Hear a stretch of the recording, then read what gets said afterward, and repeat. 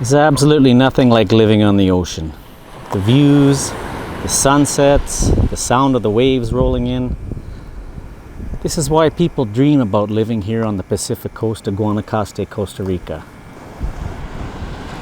But there's something they don't tell you. You see the ocean, it fights back. What we got here is a heavily corroded receptacle, and we're going to take a run at fixing it.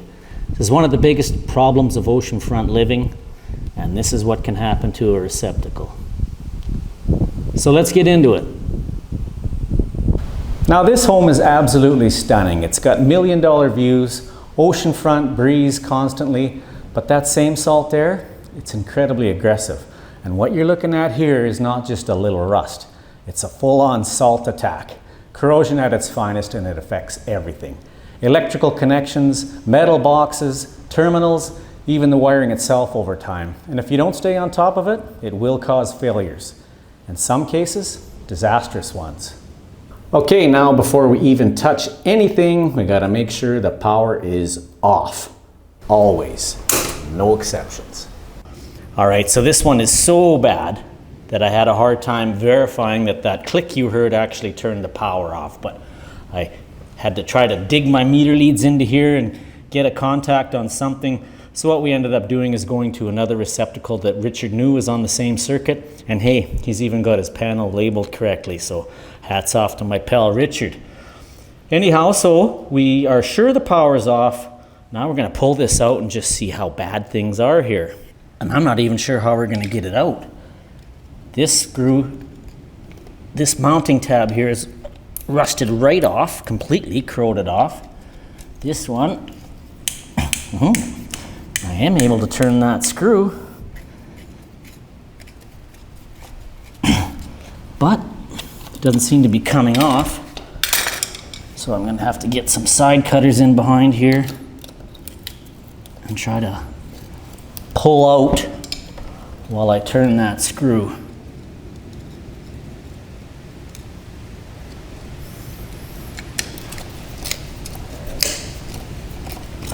All right, I ended up having to cut the head off this screw, so that's gonna be another fight backing that off. I have to use a vice grip to pull it out. Same with this one. Now, I'm quite pleased to find that the wires seem to be in pretty good shape here. But look at the terminals of this receptacle. That one's corroded completely, rusted, nice ruby red, or a dark red, I should say.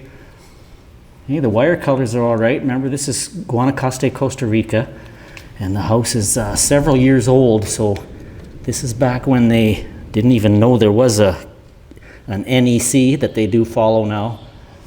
But they have done this one with actual green on the ground, white on the neutral side, and black on the hot. I'm impressed. So I'm gonna snip these wires off, try to clean them up, strip them, get these mounting screws out, and put in a new receptacle. And I'm gonna put in a GFI, because this is in a breezeway here, so there's no direct weather getting at it, but it is in a place where Richard washes his boat. Beautiful boat, sea legs, ribby, with a 150 Evinrude on it, and then the internal engine that runs the hydraulics, so he just drives it out of the garage. We drive out into the ocean, and we go fishing. So yeah, he washes that here, he washes his car in this area, so this will be best as a ground fault. Only no wires in and out, only in, so I'm not gonna be able to downstream feed any other receptacles in here, but this particular one will be a GFI, and we'll probably change all these others out as well. There's about 6 in here in the breezeway. All right, so after a bit of a fight, well, I should say quite a bit of a fight, I was able to get the screws out of the mounting tabs here for the receptacle. We're probably gonna have to use some wood screws or something else, because I would imagine these are stripped, but I'll find out when I mount the receptacle back in.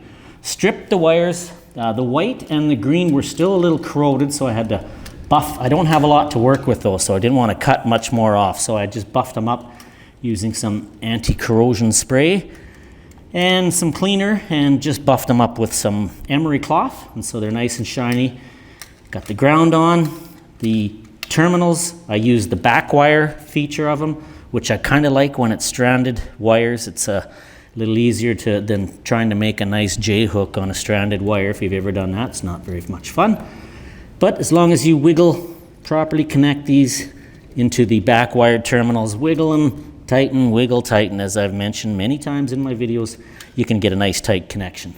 So we'll put this back into place, turn the power on, and we'll go down to the ferreteria and we'll see if they have a weatherproof cover. Now, of course, nowadays you're supposed to have an in-use weatherproof cover. Here, I am doubting we'll find one, so either Richard will bring one back from the United States or I'll bring one down from Canada and put it on after. But for now, we'll just get this remounted, put a plate on of some kind, and I'll go see if they actually have that proper receptacle plate, and if they do, I'll put it on later. If they don't, it'll have to wait till we come back next fall. All right, so the receptacle's back in the box. These were 632 machine screw tapped. With all the corrosion backing out the old screws, we just threaded in some 832. So we're good, mounted nice and solid. We'll go find a plate and put that on at a later date. Let's turn the power back on and make sure we got power here and that the GFI function works. Now, I'm just gonna mention too that as ugly as this one is, this isn't even the worst one I've seen down here. Actually, about 4 doors down is a shout out to my friends Dan and Kara, and I changed a receptacle for them, much like this. And when I opened up the box, everything was completely dust, complete rusted corrosion, nothing left of it. It all fell out into a pile on the ground, and all I was left with was the Bakelite face. So this one isn't too bad enough, but let's go turn the power on.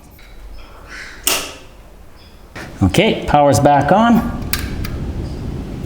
Green light, that's good. We'll put our GFI plug tester in here, but pushing the test button trips it. Reset. So you can see the oxidation on the terminals, the deterioration on the screws, and likely poor contact. And here's the thing, even if that receptacle still worked, I don't think it wasn't working properly if it was. So you get bad connections. Bad connections create resistance. Resistance creates heat. More bad connections increases the resistance, increasing the heat, snowball effect, and worst case, you may have a fire. Now, in coastal environments such as this, maintenance is not optional, it's got to be part of your lifestyle. And if you own oceanfront property, you need to inspect it regularly, you need to remove devices and replace them often.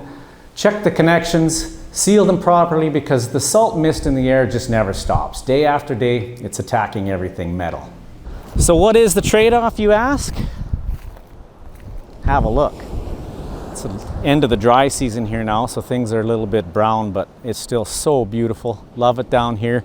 I've always said there's two types of people that say living in oceanfront living kind of sucks, and one group is the people that are jealous that they don't have it, and the other group is ones that live here and have to deal with the corrosion. But hey, the trade-off is well worth it. We don't have that oceanfront living down here in Costa Rica, but our friends do, so sometimes that's just as good. So thanks for watching. If you got anything out of this video, I'm gonna link in the description box a video where I do change a regular weatherproof box cover to a in-use weatherproof cover. Put that in the description, check that out if you will. If you got anything out of this video and you would like to that would be appreciated. Subscribe to my channel if you haven't done so already. I know this gets annoying when you hear this at the end of every video, but it does help us out. Make some comments below as well. Tell me what you'd like to see. Tell me what you thought about this video. And I'll see you in the next one. Terry Peterman, the Internet Electrician.